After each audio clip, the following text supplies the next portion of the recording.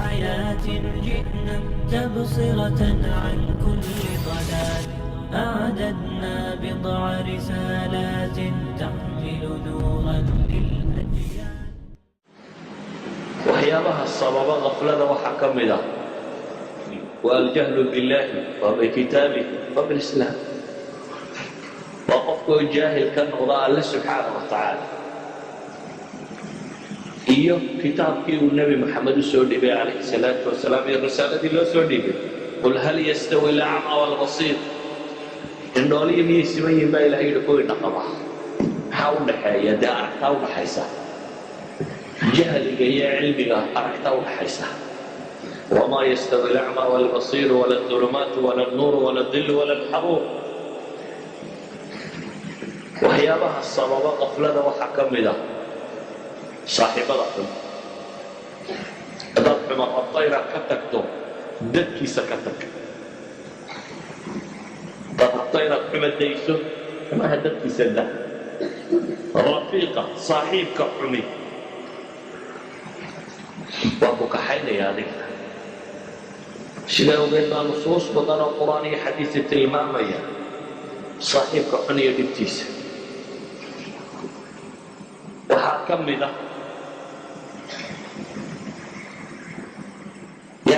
environmentka saalix oo dhan aad ka tagto.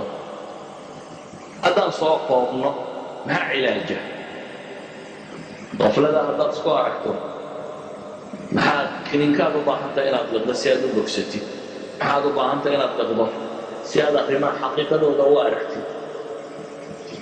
waxaan leenahay koo waxaad u baahantahay altawbatu ma alcilm, inaad ilaahay u noqotid subxaana wa tacaala ee toobad keentid, cilmina baratid. faaclam annahu laa ilaaha ila allah wastakfir lidambik. cilmi, tawxiidka baratid, rabbi baratid, cadaabka baratid, janno ogaatid, naar ogaatid, qiyaamo ogaatid, waxa hawl iyo dhib dambeeye garatid, wax walba aad qiimaysa xaqiiqiga ee baratid. waxaynu u baahanay inaynu iimaanka cusboonaysiino. nabigu calayhi salaatu wasalaam wuxuu tilmaamay iimaanku inuu gaboobo sida maradu dusheenna ugu gabowdo. dabeetana ilaahay waxaa weydiisataa buu nabigu odhan ilaahay iimaankiina cusboonaysiiyo. iimaankaaga inaad cusboonaysiiso, waxaa cusboonaysiiya waa meelaha wacdigu ka socdo, meesha diinta lagu hayo, cibaadaadka, waxaasaa cusboonaysiiya. waxaad u baahantahay inaad dhulka khayrka lagu hayo dadka wanaagsan raacdid.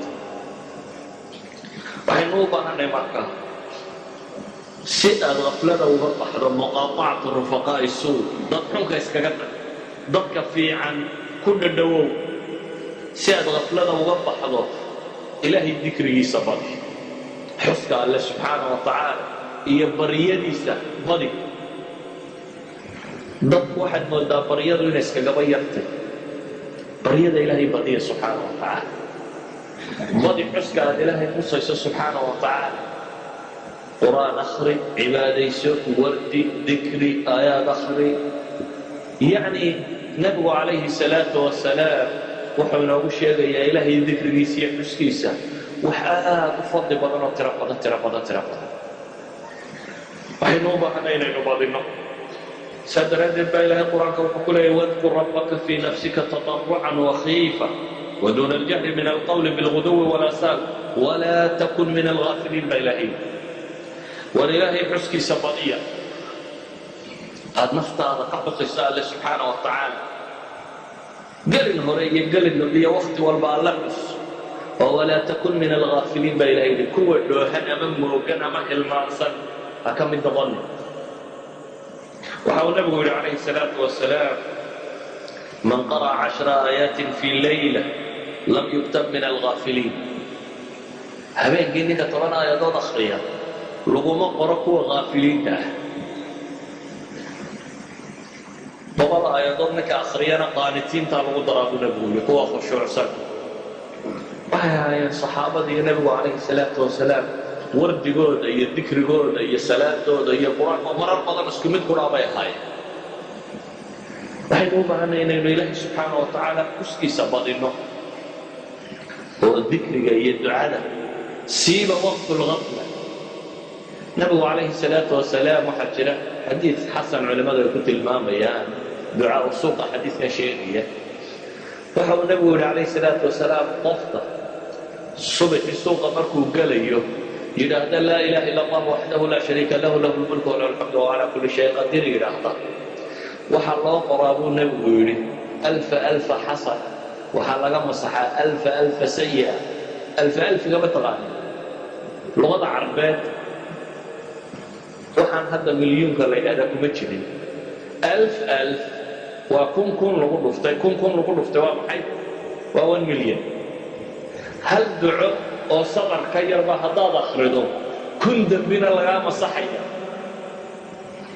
hal milyan oo dembina lagaa masaxaya hal milyan oo ajarna aad leedahay laakiin waxay culammadu yidhahdaan waa waqtulgafla oo dadku ma haleelo dukaanka yaa rasaaq yaa fataax ku bilaaba hunguri uma bilaabma shaqada marka socda hungur rabbiba dadku inta badan waa waqtiyada ilaabaan laakiin suuqa markaad galaysa haddaad ku bilowdo waxuu nabigu tilmaamaya waxa kan awqaat alghafla nabigu calayhi salaatu wasalaam wuxuu ku tilmaamaya cibaadada dadku ay la yimaadaan waqtu lharj aw waqtu lfitna waqtiga dilka iyo dhac iyo boob iyo dhibaatooyinku jiraan qofka cibaadaystaa waa ka hijratin ilaya bu nabigu hijro aniga laysoo hijroodoo kale والهجرة تجب ما قبلها دي حديثي الإسلام يجب ما قبله هجرة نصدق لا يرى تفترتها هجرة النبي محمد أدوها جرتبا الله متهيبا للي وقت قفتك في امتحان وجران هذا ذو عبادة بطسطه فالنبي عليه الصلاة والسلام قلت الماما يا الصلاة بين وفضل بضبط ما كفر الكالغي معطل